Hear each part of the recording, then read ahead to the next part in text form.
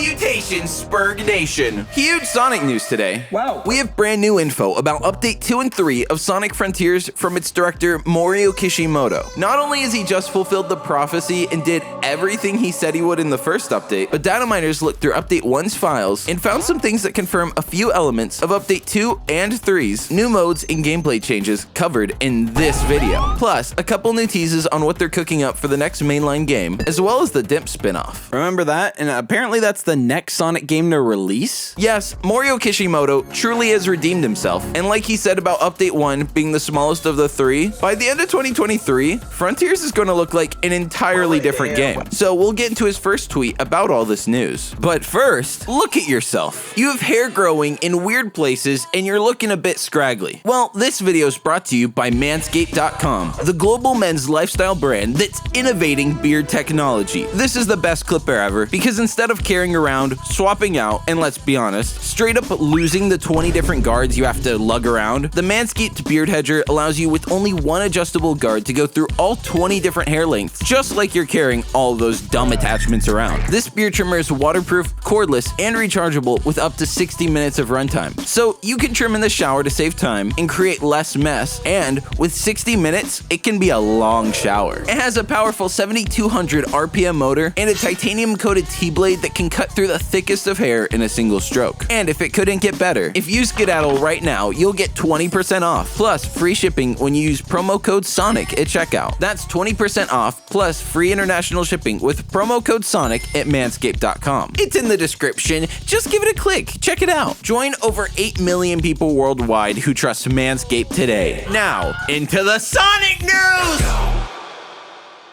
So first, Morio Kishimoto starts off with what we won't be getting in these final two updates, and this will be a good way to set your expectations straight. So, a user writes, what Frontiers issues have players raised that are not addressed in the 3 updates, and why? And Kishimoto drops his first of 2 replies with, we would like to address the issues you have raised as soon as possible. However, the purpose of the update is to give priority to providing something that allows you to feel more of the potential of Open Zone through updates from the product. And on top of that, we'll also solve problems in a limited amount of time. Then in his second tweet continues, for this reason, we believe that it is not possible to respond to all of your complaints with an update. Therefore, we're also considering the next work to deal with it. Which excites me because while it will definitely be a wait for this next mainline game, for once I actually think the wait will be worth it. Maybe I will reappropriate Tails Channel's old slogan, as I'm not sure if Frontiers was fully worth the 5-year wait, and even longer since Forces didn't satisfy us. Let's be real. But with this next one, Frontiers changed the entire way they even make games, as well as taking criticism, as we're seeing from Morio Kishimoto right now. So everything we're seeing shows that Frontiers, while great, is only the beginning of something much bigger and much crazier. Next, a user writes something very base, and to be honest, Kishimoto drops 3 replies, which I view as his first not very base response to a user. And they write, hello,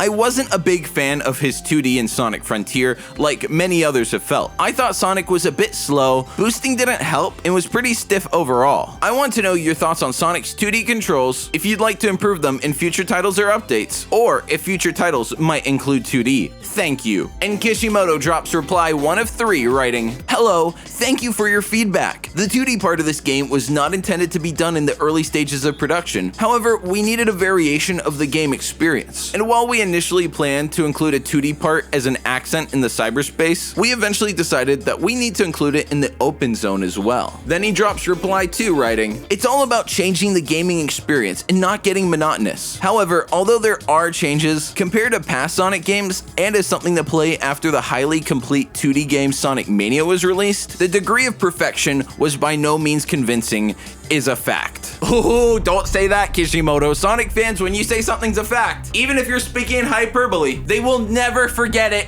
ever. He continues with his final of 3 replies writing, this part was a very difficult decision. I plan to work on how the 2D parts of future 3D Sonic games should be. And why is this not based in Blue Quill, you might think? Well, the 2D sections have been very bad in 3D Sonic games since, well, the beginning of time. Literally since the Genesis. And you can take that as either a Sega reference or a biblical one, your choice. In my opinion, unless you have a fully 2D section like a Mania as a part of the mainline game, I think 2D should stick to 2D and 3D should stick to 3D. That's right, I'm anti-game mixing. These entirely different genres really should just stick to themselves, at least in terms of Sonic games in particular. You know all the time Sonic really nailed 2.5D? Yeah, I don't either. Next, Kishimoto does something that I find pretty hilarious, and he kind of directly acknowledges how toxic Sonic fans can be. So a user writes him the question that he gets consistently with, "Hello Mario sir, since you worked on #Sonic a few times since 2005, what is your favorite 3D Sonic game you love? Name one. Be honest." And instead of just ignoring it like he normally would, he decided to open up on why he can't answer this with, very difficult question for me. No matter which title I choose, I'm not sure if it's really the correct answer.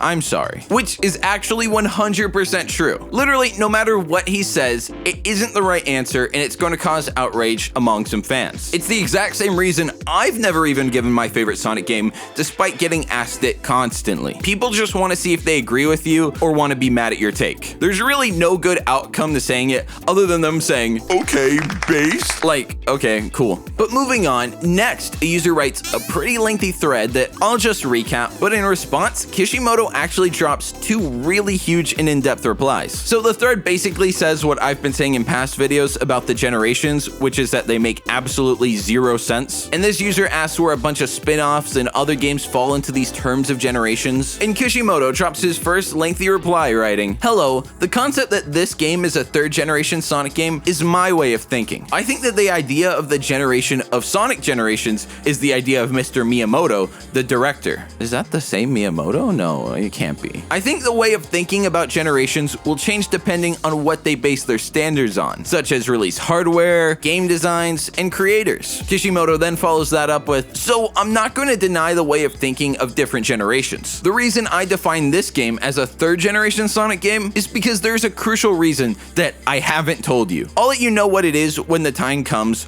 but now is not that time." So instead of saying, I'll consider your feedback, he goes, "There's actually a huge secret about why this is Gen 3 that I am going to tell you, but just not now." Awesome. Thank you, Kishimoto. And in my previous video, and I've seen a lot of comments about this, but I talked about the Yakuza producer who wanted to make a Sonic game, and he's gone now. He got poached. It's almost like video games were banned there recently, and now they're investing in a ton of video game companies the past like 2 years. I wonder why. And this Yakuza thing is something a lot of tapped-in Sonic fans already know about, but apparently even the director of Sonic Frontiers isn't as tapped in as us, as a user directly sends him the video of the Yakuza producer talking about their vision, asking if he's seen it. And Kishimoto responds with, "I am knowing it for the first time." And with him wanting to do more and more, hopefully these pieces can all work together in harmony, but not with that guy in particular because he's gone. And we already know about the Dimps title, so not gonna lie, I wouldn't mind like a brand new 3D spin-off that we've never seen before. That'd be pretty cool. Now next, when it comes to all these ideas he's being presented, we have to keep in mind Sega is a multifaceted corporation and they have influences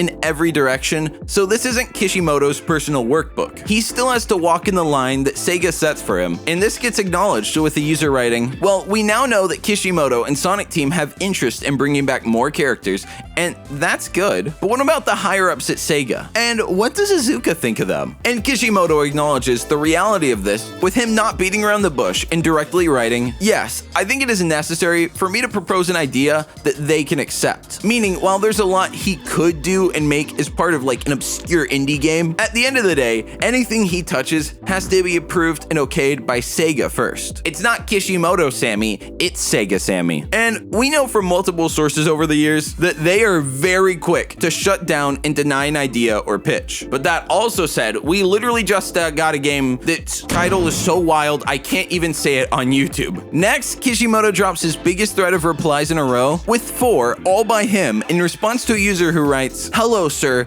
I know you are not the level designer for the Sonic series, but rather the director of the overall game, but what is the process of designing a level and what is the first thing you do when designing a level, as well as its environment? I would like to know what the procedure is. Theme." Yes, that's where it cuts off. To which Kishimoto responds the first to the reply train writing, "Prior to Sonic Colors, I was the the lead game designer and level designer. First, you need a specific idea of what the theme of the stage is and how it will be interesting. The idea is the hardest to come up with. And I corrected the mistranslation. It says he was the game designer, but I mean, obviously he meant to write I. He continues with tweet 2, writing, once an idea is decided, Sonic Team has an editor for level design specifically for Sonic games. So we use it to bring it to the actual screen. This can be brought to the screen relatively quick thanks to the editor. And I actually find this the most interesting, as one of my personal fixations is corporate created proprietary software that's insanely unreal and only glimpses of how it works are available to the public. Like the software Disney paid to develop for their CGI in movies after Big Hero 6 is insane, and we will never see how it works. So I think the fact that there's this like in-studio Sonic level creator is really cool. It's almost like what we want for a commercial product. But again, I understand why they won't make like a Sonic Studio game officially, as we would never buy another Sonic game ever again. But that aside, Kishimoto drops reply 3, writing, from there, it's a lot of hands-on play and iterations to better serve the themes and ideas. Here, I will do a retake tenaciously over time. Even a 50-centimeter difference in ring placement, scaffold placement, etc. can ruin the gaming experience. Which, while this sounds nice and all, it doesn't mean too much to me personally, when in Frontier Cyberspace, the physics are so broken and bad that it's almost unanimously agreed upon that this is like the biggest area for improvement. That's right, unanimously we all agree it needs to be improved. So this like super close attention to detail, Every little bit makes a difference. I'm not buying, because if that was true, then the physics would be not garbage. However, he then drops the very short reply 4 with, in this way, when the director finally agrees, it will be completed, which he's referring to the level designers and lead game designer agreeing with the director. And that makes sense, because with how little variety and uniqueness there is in Frontiers, that must mean it's really hard for these guys to agree on anything, huh? And continuing the thread, the original poster, likely with the same interest I have, replies, is the level editor that Sonic Team uses for level design the same one the team used to create boost games like Unleash/Forces and adventure games like SA1 and 2? And Kishimoto answers, the level editor has continued to improve with each title, from Unleash to Colors to Lost World to Forces, and the SA1 and SA2 level editor continue to improve from Heroes to Secret Ring and finally Dark Knight. Meaning that's right, guys, not only is there a level editor out there, but there's actually 2 of them, and one of them makes adventure games. That blows my mind. If this ever leaks out to the public, which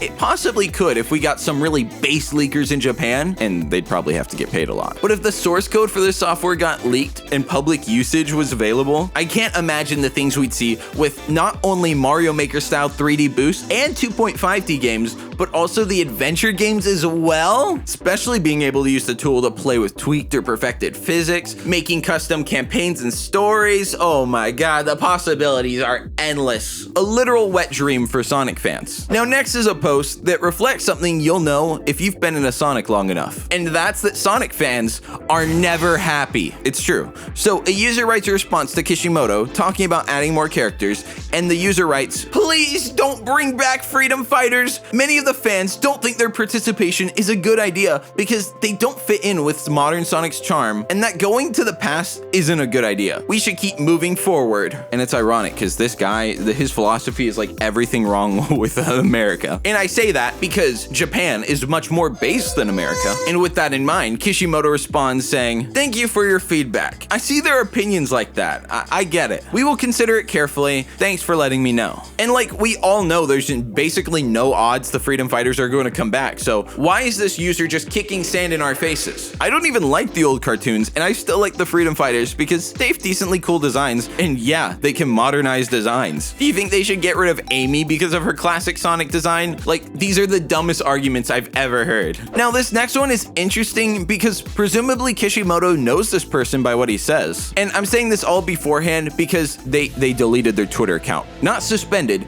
they deleted it. And it had a bunch of numbers in the at, so presumably it was a throwaway account. But Kishimoto responds to the tweet that we can't see and is presumably about Sage with, I am very curious to see how she will grow in the future. If there's an opportunity, I would love to talk with you about the game. And again, he's either talking about Sage Paige or Amy here. It's not clear which one, but from all of his replies, it doesn't really matter because they're both going to have a stronger presence in this next mainline title. Now, this next one is actually a cool Spider-Man reference and is something I kind of want, as well as Kishimoto just opening up like a book and even giving specific ideas he has in mind in this thread here. So it all starts with the user writing, "I would recommend this game's combat system because I think it fits Sonic's style. The game is Spider-Man Web of Shadows. Please use it as reference." And it includes a video showcasing the combo attacks in the game, and then they reply to themselves with, "In this game, there are cool techniques such as repeated punchings, spinning attacks that make the enemy look like a surfboard, and there are also attacks like breakdancing. I think these movements fit Sonic's style." A proposal to creatively expand Frontier's combat. For example, if you use the attack button after using the slide ability, you can activate the breakdance attack. I can't wait for the next DLC or open zone. Which, what does that mean? I don't think there's gonna be another open zone. And Kishimoto gives his first response with a very generic, "Thank you for suggesting ideas. I watched the video. It was very helpful. I'll consider it." And the person has a lanolin profile picture, so you can tell they're incredibly based. And this answer wasn't enough for an alpha like themselves. So they write back, "Thank you for reading. I'm looking forward to more moves that emphasize Sonic's speed and other abilities, so please do your best. Did you have any specific concerns?" And Morio, sensing their strong alpha energy, submissively responded back with, "I was very inspired by cool ideas such as attacking methods like breakdancing and attacking using enemies like surfboards. And more goofy and fun things like that are well within Sonic's character." Well, maybe not a surfboard specifically, but you know what I mean. Sonic being the lighthearted center of the sometimes not light world season is a big part of his appeal, and Sonic Team definitely knows this. The dance you do when you get a Chaos Emerald is a prime example of that and is directly inspired from Jak and Daxter. This tone is perfect for the 3D platform genre, and I welcome much more of it. Next is a major one. This is one of those ones you're gonna want to sit down for because it's, wait for it, a confirmation. That's right. So a user writes, "Hello Kishimoto. I loved playing Sonic 4 episodes 1 and 2 when I was a kid. Ever wondered if we see a game like this again? A collab with Dimps? Thank you. And sorry for the machine translation." Which causes Kishimoto to drop the hard C word, and by that I mean confirm, as he writes, "Hello, thank you for translating it into Japanese. It's a Sonic game made by Dimps. In addition to 3D Sonic games also have side-scrolling ones, so please look forward to them." And in the previous video, he said that the next Sonic game that releases isn't going to be directed by him, so that presumably is this 2D game, which I know a lot of other people have covered as well. I've already talked about it a couple times at this point, but if it wasn't confirmed before, then yes, he specifically even said Dimps. It's confirmed. Bang. I also know it's later in the video, but I wanted to put everything in chronological order as that's really the only way this makes sense. Plus, I've spotted a lot of major things that literally every single other person has missed and not covered. So while I'm a bit slower, I am satisfied this way. It's not like we're getting the next mainline game anytime soon, so we're in no hurry. And one of those things not being covered is a user writing, "Did you game end on the new Sony? Is it because the world line changed at the end of New Sony that the Blaze that should have appeared in the later series? Please reply, angel emoji." Which is a hilarious way to get a reply, just saying please. And he obviously means Sonic instead of Sony, but this is cleared up in Kishimoto's reply, writing, "Blaze, who is supposed to be game ended, appears in later titles because it is told at the end of New Sonic, so that's how I understand it." Which, I like to keep it real with my audience. I keep it real with you all. I have absolutely no clue what the actual that means. Someone in the comments with more lore knowledge will have to decode this one for me because I've been thinking about it for like minutes. I'm just puzzled. And with that, we are approaching the finale of the Kishimoto Twitter videos because yeah, I cut it off halfway again so it doesn't run 40 minutes long. And after the next video, this series is officially over. But it does end in a bang, putting tons of evidence together that I've gathered. So make sure you don't miss that when it drops because it's gonna be epic. And go like this video because I'm literally a raccoon. Also sub with notifications on so you don't miss these banger news drops. Lots of love and peace. Peace!